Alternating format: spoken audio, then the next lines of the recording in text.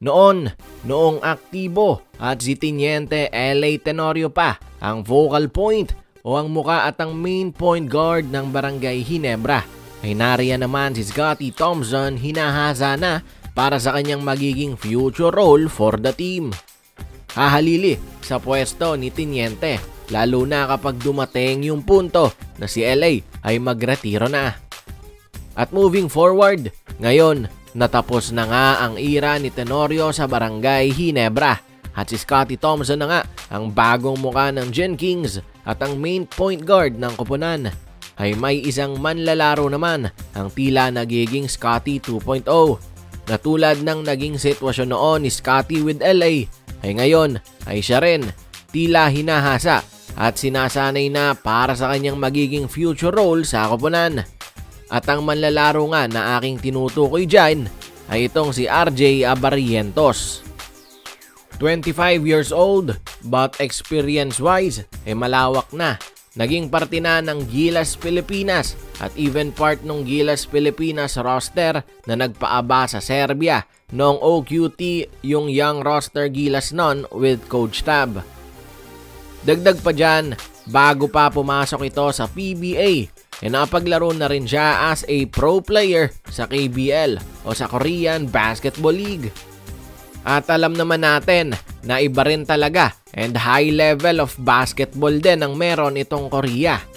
Kaya naman sa kanyang pagpasok sa PBA ay kung tutuusin, parang hindi na rookie itong si RJ. Kung baga parang sa papel na lang. Dahil nga naman sa lawak na ng kanyang experience na 25 anyos pa lamang din siya. No wonder na malaki ang plano nitong si Coach Tim at ng Barangay Ginebra sa kanya. Na ayon nga sa mga reports, pagdating ng araw ay siya naman ang hahalili sa maiiwanang pwesto ni Scottie Thompson. Lalo na't 6 na taon din ang kanilang age gap. Sa kabilang banda, natutuwa at tiwala naman si Coach Tim sa itinatakbo ni RJ Abarrientos para sa kanilang koponan. Very matured player in his age, bagamat may mga dapat pang i-workout.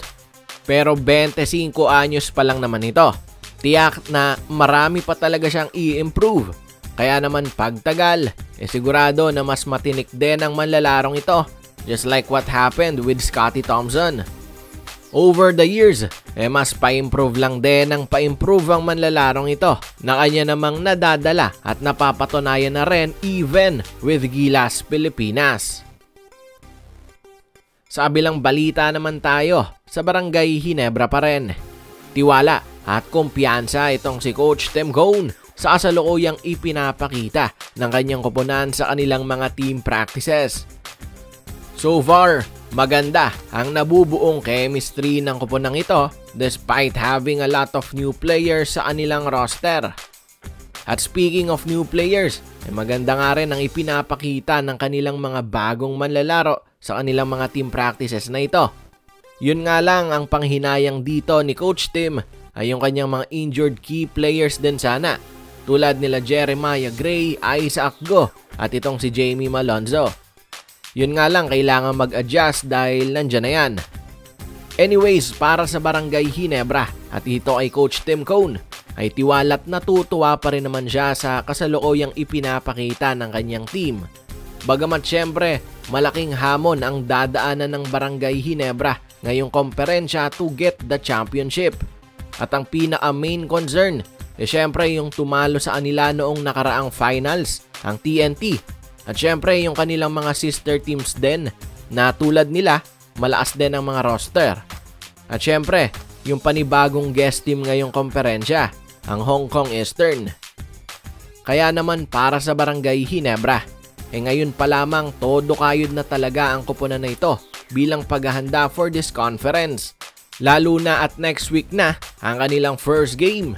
Sa December 11 yan, kontra yan dito sa NLEX Road Warriors.